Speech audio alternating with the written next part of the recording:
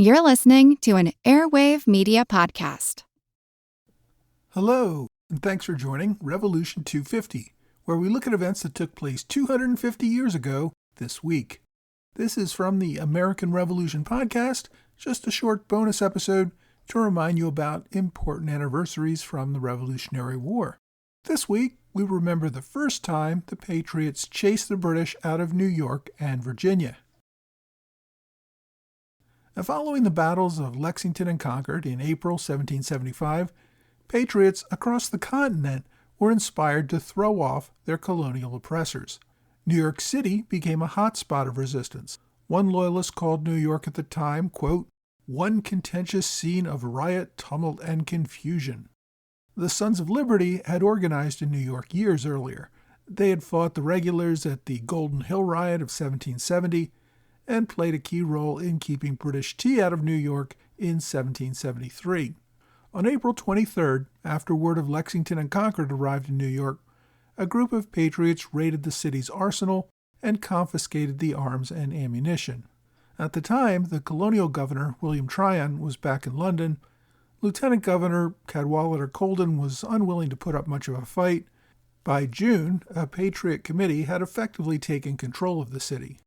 Back in Boston, General Thomas Gage had ordered the regulars in New York to come up and support his army in Boston. So in early June, the regulars were packing to leave New York.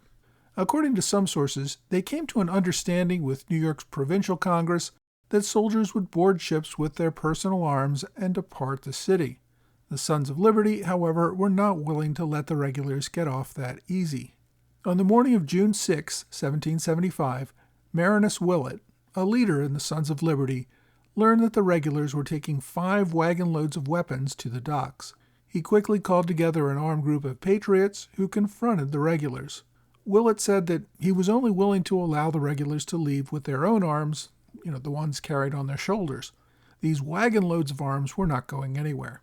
The officer in charge, probably realizing he was outgunned, argued the point, but was unwilling to start a firefight. The Sons of Liberty not only seized the wagons of guns, but also encouraged several regulars to leave with them and join the rebellion. The regulars marched to the wharf and sailed away without their extra arms. Willett took those weapons to a secure location for future use. The British Army complained about the seizure to the New York Provincial Congress. They told Willett to give the guns back. He refused. Later that month, Willett would accept a captain's commission in the Continental Army. New York, of course, would remain under Patriot control for another year until the British returned with an overwhelming force to take back control. Many years after the war, Willett would become mayor of New York City. Now, New York was not the only scene of resistance outside of New England. Virginia especially had taken up active resistance against colonial rule. Days after Lexington, Lord Dunmore, the royal governor of Virginia, attempted to secure the colony's gunpowder. When Royal Marines attempted to remove barrels of gunpowder from the Williamsburg Armory, the locals erupted in violence. Led by Patrick Henry, the militia marched on the governor.